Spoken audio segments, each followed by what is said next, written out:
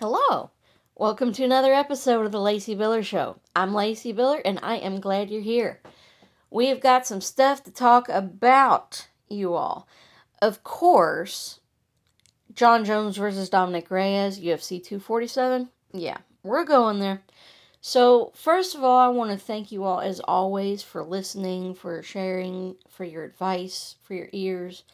It helps more than I could ever say. So, I thank you all so very much.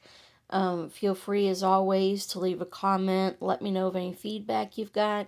I'm always happy to hear anybody. One of the things I'm trying to get better about in life is learning to recognize and capitalize on it when life blows new wisdom into my life, So realize that I'm trying to work on realizing that new people and new energy, I'm really trying to internalize that it's healthy. I know it's critical. I know you've got to have it, but so, it's easy to get in your mindsets and stay there. And that's what I try in my life not to do. So, if you have thoughts or feedback, I would love to hear them. Now, last episode, I did mention that Comedy by the Bridge is starting off our 2020 season with a bang. Now, I do want to give you some info on this. Now, our first show of this year is Saturday, February 29th. And here's what we've got. Now, we've got Diego Attanasio as our headliner in a brand new venue to Comedy by the Bridge. Yes, it is the Arts Center, the North of Court Arts Center in Jeffersonville, Indiana. It's, the street address is 628 Michigan Avenue, Jeffersonville, Indiana. And this is going to be a brand new venue to CBTB. I am so excited. It's a beautiful building. It's going to be awesome. So we are starting there February 29th. We've got Diego as our headliner. Now, we've got Kevin White as our featuring act and CBTB's very own C. Charles hosting. So again, that is Saturday, February 29th. Now, doors open at 7 and the show's going to start at 8. But here's where the hookup part comes in. Yeah. Remember that I said last episode about having some hookups? Here we go. Here it is. Now, tickets are $10 in advance or $15 at the door. But I have got, in this very show description, I have got some free tickets on the house. I have got some free tickets for you for this show, and you will not want to miss it. It's going to be awesome. Check the link in the description, and I have got some free tickets for you. You will not want to miss this show. It's going to be awesome. Again, this is Diego Attanasio, Kevin White, C. Charles, all at the brand new venue for CBTB, the Arts Center. It's going to be awesome. Don't miss it. Check the link in the description. So, now, UFC 247. Y'all, what was that? What was that? Okay, so I gotta be honest with you. I was not that enthusiastic about this card when it was coming up, and I really didn't think, as you probably remember from my last episode, I didn't think that it should be a pay-per-view. But I gotta tell you, after having watched it, I was wrong. At UFC 247, there were, a bunch of great fights. Now, there were also a lot of issues, specifically judging issues. And it manifested in a number of fights, but the biggest one and most impactful, I would argue, is, of course, the main event, which was Dominic Reyes challenging Jon Jones for the light heavyweight championship. Jon Jones was found to have won the fight. The judges declared that he won the fight. I'm gonna say this as, I'm gonna say it in words. I try not to be this person because I think it delegitimizes institutions to do it in an incorrect and harmful way. But I think Dominic Reyes won that fight. I think he should be light heavyweight championship right now. I think it's crap. I think that the UFC is in somewhat of a pickle as far as where they can take fights, because as we know, so I'm going to put my cards on the table. First of all, I am not an MMA judging expert. I don't score fights. I don't. I don't see them that way. There are specific criteria in a specific order that you're supposed to apply them in. I do not see fights that way. I watch them as a fan. So I should lay that right down in the middle of this conversation because it is prudent. And it is part of, in that right there also is part of why I held off on recording this podcast. The problem with UFC 247, several of the fights, was that there were a number of fights in which there were inexplicable scorecards. There were inexplicable scorecards by more than one judge. During another fight, one of the judges appeared not to even be watching the fight, appeared to be looking at the floor. It was remarked upon live in real time on television. I have been a UFC fan for a very long time. I can't remember an instance in which it was pointed out that a judge wasn't watching the fight. I'm not saying it hasn't happened, but I can't remember it. Hopefully he was looking at a monitor or something and it just appeared that he was looking at the floor, but it doesn't really help. Let's put it that way. It was startling. It was, as a fan, it was startling. And here's the problem. I don't know how to fix judging in MMA. There's there's a number of ideas. I've heard people such as Joe Rogan say that, that it should be expanded, that, more people, he's advanced a number of ideas. There's a many people have been trying to figure this out for a long time, so there's a lot of ideas out there. I will say that one of the ones that I heard Joe Rogan propose, having more judges, I think that it's an asinine thing to say. It doesn't solve the problem. It only points more people toward the problem. I would argue that is an asinine way to consider it, in that you should fix the problem by ensuring that the judges you have are judging the fights correctly. The problem is that MMA is still, in many ways, it's a tough situation for the UFC, because here's the deal. When you have different athletic commissions in different areas that are going by different rules and applying different criteria, and some things are illegal in some places, and other places it's just fine, and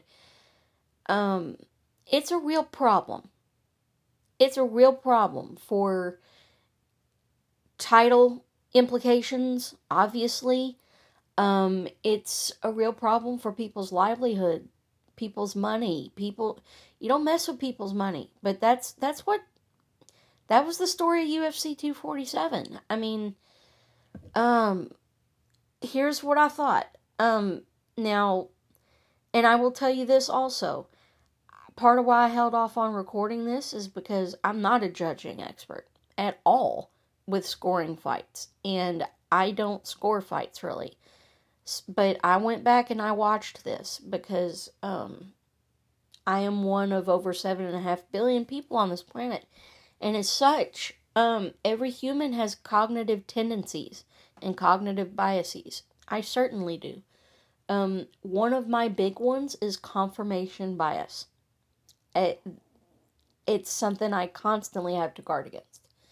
And so, I made no secret of the fact that I liked Reyes, that I liked his chances. I couldn't articulate for you at that time exactly how I thought he had a chance, but I absolutely did think he had a chance. And the fight went, I will say, basically as I thought it would go.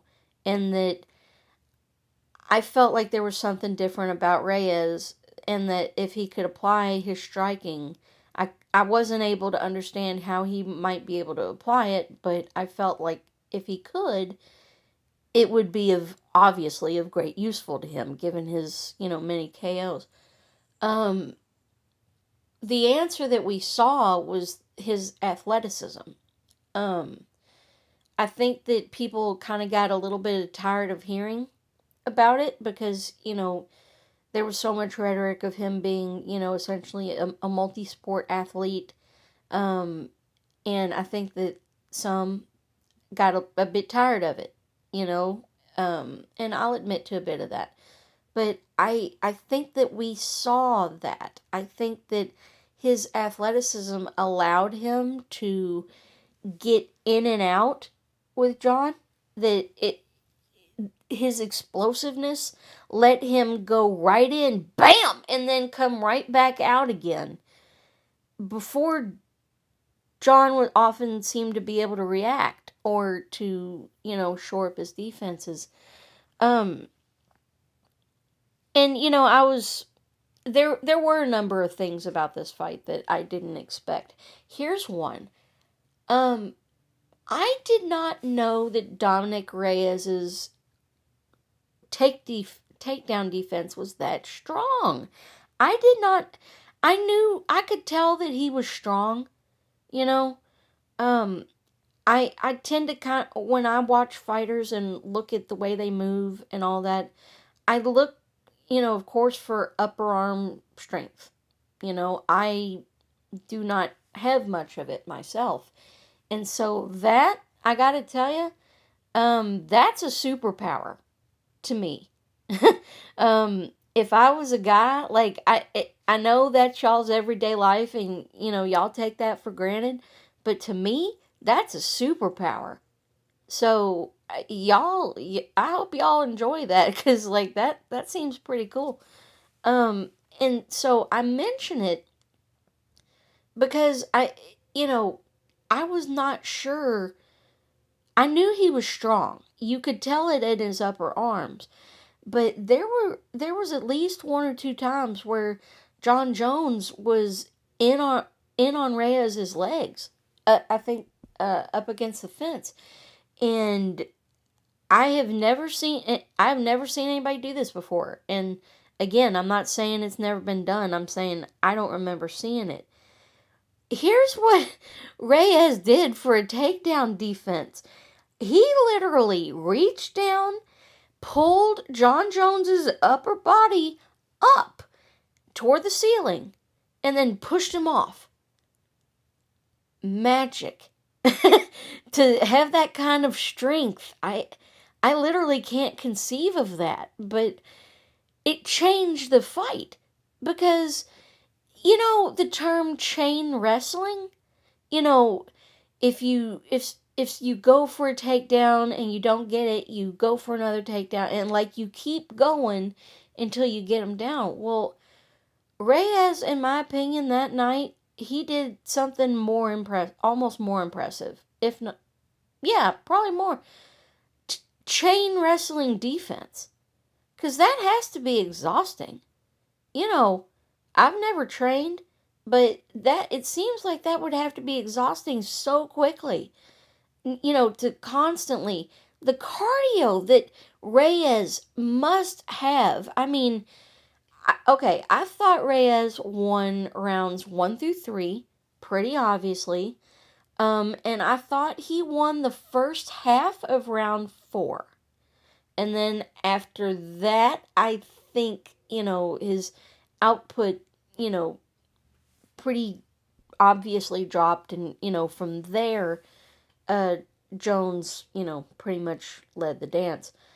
Um, I, I will say this. I thought that Dominic Reyes was going to do well. I didn't think that he was going to do like the others. I couldn't quite articulate exactly how I thought he was going to do better. Um, I thought he was going to do well. I didn't think he was going to do quite that well. I have to say, I'm glad. You know, we're so fortunate in MMA. The quality of fights that we get to see, and it really is astounding. And, we take it for granted, and we talk about scoring criteria, and, it's very valid, but, I mean, it was a great fight. It was a great fight. I mean, it's been a long time since we've seen an entertaining Jon Jones fight. This one was entertaining. I, I mean, bravo. And, I hope Dominic took the L on the scorecards. It's his first. Um, I hope that he doesn't allow it to corrode his soul, because some fighters, they lose a fight and they're never the same. Look at Renan Barão. I would say uh I can't think of a much better example of somebody that um round 1 of his fight with TJ Dillashaw. Nobody thought TJ Dillashaw was going to win that fight. And I remember seeing video of TJ coming out before the fight and doing some kind of wild training stuff. And everybody thought he was aligned to the wolves. Renan Barão, that guy, who at the time, but TJ Dillashaw, he hit him one time, and Renan Barão's never been the same. Some people, when their confidence goes, it doesn't come back. They do not recover. And I don't think I don't think that Dominic Reyes is going to be that way. You cannot get really to the level that he has in more than one sport without knowing how to manage yourself. So I don't think that will happen. I certainly hope not. But here's the real takeaway here. The UFC and other organizations are in somewhat of a pickle, because nobody really knows how to fix scoring of MMA fights. Nobody, there's a bunch of ideas. I do think that we're going to see people eventually be more willing to experiment. MMA, athletic commissions, all that. But not Saturday night. And so with at least 2 fights that night, if not more, it is quite arguable that the wrong person was given the win. And that's a real problem, because I am not the type of, part of why I put off recording this podcast is that I wanted to really go back and watch it, because I'm not a Jon Jones fan at all. And the mastery of his art, I respect that. Although I will say that I think he may be showing a bit of decline. But I'm hesitant to, I'm not that person that, I usually don't disagree with the judges. I usually, you know, judges, referees, they have a quite difficult job, in my opinion. Um, and I cannot imagine the amount of pressure. And so I am hesitant to criticize them because I quite literally could not do their job with the knowledge that I have right now. And not everyone is an expert. Not everyone's opinion should be weighted the same. There are people who do know more than others because truth is still a concept. And the truth of the matter is that I'm not an expert. So I took the time to rewatch it. And I still have essentially the same conclusion. I thought Dominic won rounds 1 through 3 pretty obviously. I can't think of the last time that I had really seen Jon Jones appear to be hurt in some way, compromised in a fight, but it happened here. I thought it happened more than once. Reyes stung him, I thought at least twice, if not more. I don't think that would have happened a few years ago. Of course, we'll never know because that's involves time travel, obviously, but I feel like that wouldn't have happened a few years ago. Like around the time of his first fight with Daniel Cormier, I don't think that would have happened. I don't think that fight would have gone like that. And that's not to disparage Dominic Reyes, but, that's the kind of talent that Jon Jones has, or at least had at the time. And so you do kind of have to wonder, for the last few years now, Jon Jones has been making increasing noise about going to heavyweight. I don't know if that needs to happen right now. I mean, I would think that you would want to sail to heavyweight on a really good, decisive win. And yeah, I mean, it was a win in the judges' scorecards. But it was not decisive. To me, I think about the scoring controversies, some of the bigger scoring controversies of recent MMA. And when you talk about MMA, and especially like the UFC specifically, the biggest one people tend to talk about is GSP versus Johnny Hendricks. And I gotta be honest with you, I still don't know who won that fight.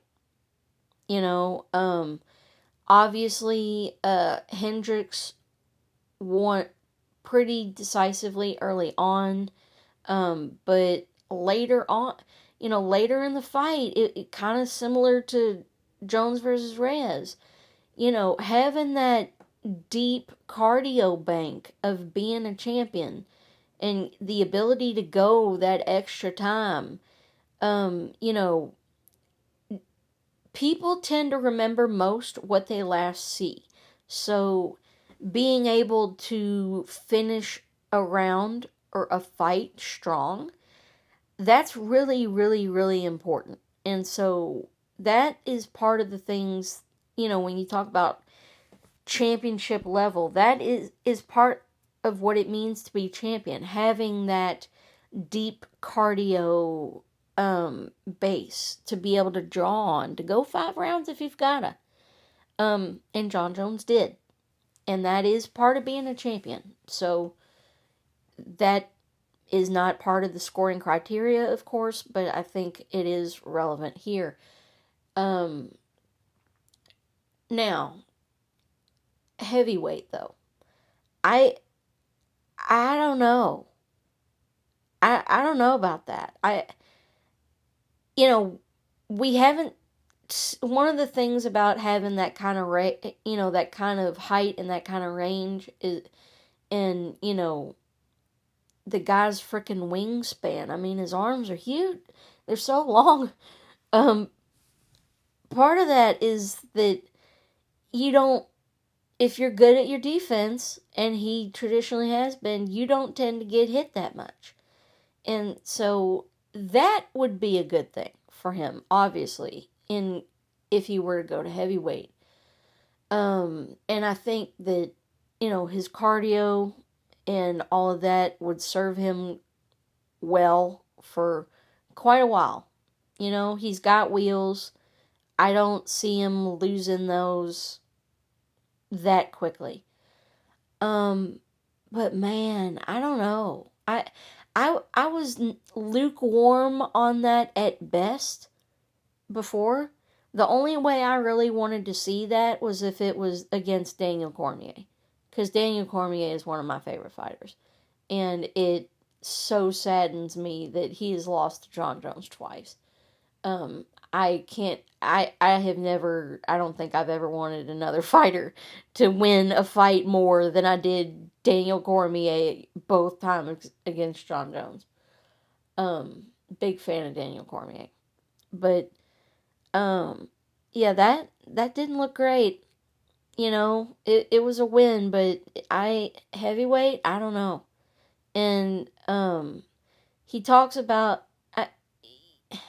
here's the thing. Part of why I have very limited patience for this discussion. Meaning the champ discussion. One someone from one division, a champion going to another and holding more than one belt. I have a very limited patience for that sort of thing. It has allowed us to see excellence, obviously. Conor McGregor versus Eddie Alvarez was a thing of beauty. Conor McGregor was otherworldly that night, and I'm not a fan of him either, but he was not of this world that night. He made a consummate professional look like he didn't belong, and I'm not the biggest Eddie Alvarez fan, but what Conor did that night was legendary. I mean, we've seen great fights because of it, but the fact of the matter is that it holds up divisions. Period. And, in the past, the UFC was not a fan of allowing this sort of thing. People to, play so freely with divisions and, a champion from one try to become a champion in the other. It wasn't really a thing all that much before, the last few years. And I will say that I miss those days. I really do. I feel like the divisions moved quicker. There's a price for everything. Economics 101. There is no such thing as a free lunch. There is an opportunity cost to absolutely everything. And we can never forget that.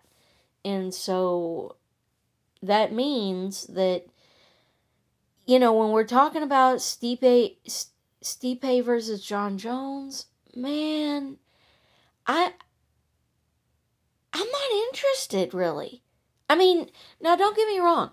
I could get interested very quickly. and don't get me wrong, I would totally watch. And, I don't know. Yeah, I guess I'm a little interested. But not really, though. I mean, what is gained from that? I I don't know.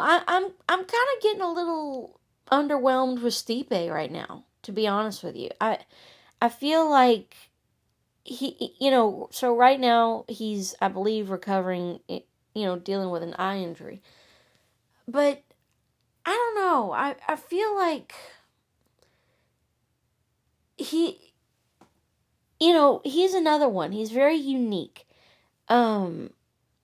Stipe Miocic, he's a firefighter. He, does that in tandem with his UFC career, and that's, I cannot imagine the kind of discipline that takes, either one of them, let alone both. But I feel like I feel like he gets his feelings hurt. I feel like he's a little oversensitive, and I feel like he pulls diva moves sometimes. And I cannot emphasize enough, I don't say those sorts of things about fighters. Period.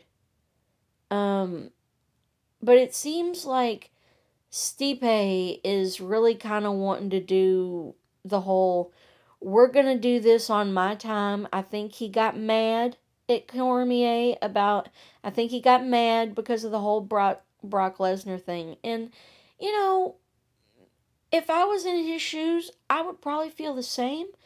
But here's the thing. We get one life. And, you know, if you've got an opportunity like that as a fighter in Daniel Cormier's position, someone that has demonstrated ability at both light heavyweight and heavyweight, and, you know, I think if you have that opportunity, you have got to try to take it. If you have the opportunity to fight somebody like Brock Lesnar, being Daniel Cormier, yeah, I feel like you absolutely have to try to get that fight. And so maybe if I was Stipe, I would feel differently. But I feel like he kind of got mad over that. And, you know, I feel like there's been a bit of a, I don't know. I don't like that. I don't like that kind of stuff. I really don't. And I'm not in the position to judge anyone, any fighter, but you know, you are allowed to have preferences. And I'm not I'm not a Jon Jones fan, but I mean, if it means that we get new blood at light heavyweight and let, you know, some actual movement and air through, and, you know, I'm sure the fight would be great. Hopefully, hopefully it's not, I don't know. I really do. I have limited patience for these sorts of things. I don't tend to talk about them much. I prefer for divisions to move quickly and for talent to be able to move through them. The stakes are too high. You know, they don't get paid enough. They don't get paid enough to not, you know, they got to maximize any opportunity they can find. And I think Daniel was absolutely within his rights to try to get that Brock Lesnar fight. And that's my opinion. I hope I'm wrong, but at any rate, I don't know what to think about Jon Jones for heavyweight now. I don't think that needs to happen right now anyway. And if it does happen, it does not need to be for the title. But you know, and that's another thing.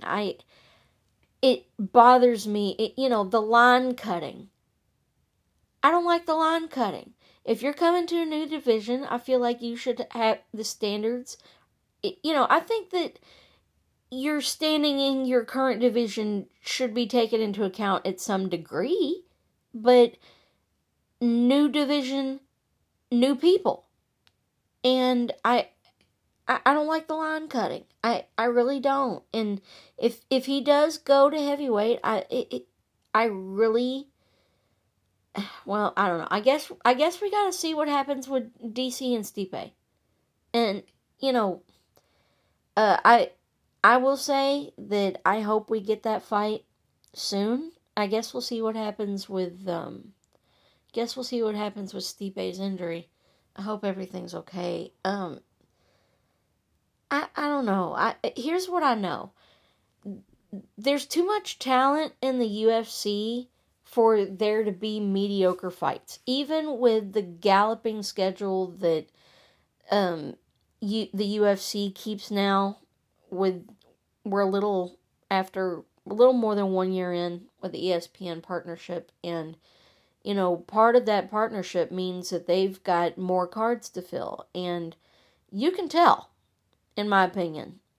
But there's if a division is moving as it should, you should be able to fill those. You should be able to fill those cards with good talent. And it's not to say that the non-pay-per-view cards aren't good talent. There is, but I get really tired of divisions being held up. There's too many good people to see, fighting for too little money to hold them up, and to go to places where the result of their fight is dependent on whether or not a judge prioritizes forward movement, or whether or not a place like New York is squeamish about blood, or, and by the way, they're doing Khabib Tony in New York, and I am so not, I don't think that's a great idea. Tony Ferguson, all his fights were a bloodbath. Taking it to New York, I don't think that, I mean, I'm sure there's a reason. I'm not questioning them, but it makes it, assuming that we get that fight and then it doesn't fall out yet again. Man, you gotta worry about that. Um, but the UFC and its fighters are in a pickle. When you have these places that they're all on their own format and they're all on their own rules and they don't follow the same format and they don't follow the same criteria and they don't prioritize the same things. What kind of confidence that can you have if you don't stay in the same places, the same few places? Like Las Vegas. A lot of people don't like Las Vegas, and there can be valid reasons for that, but what they do have is fight judging experience. So reps are everything when it comes to so much in life, and that's one of them. If you take a fight to somewhere that there's inexperienced judges, this is what happens. UFC 247. Man, as for what's next for Reyes, I don't know. I hope he takes some time off. I hope he really internalizes the magnitude of what he accomplished, because it was a lot. But I'm going to go ahead and end it here. Again, thank you guys so much for listening. Check down in the description for those free tickets for Diego Attanasio at the Arts Center with Comedy by the Bridge on Saturday, February 29th. Again, that's Diego is our headliner. We've got Kevin White featuring, and our very own C. Charles hosting. That is Saturday, 2/29. Check the link below for free tickets. Until next time, I will talk to y'all later. I am Lacey, signing off. See ya.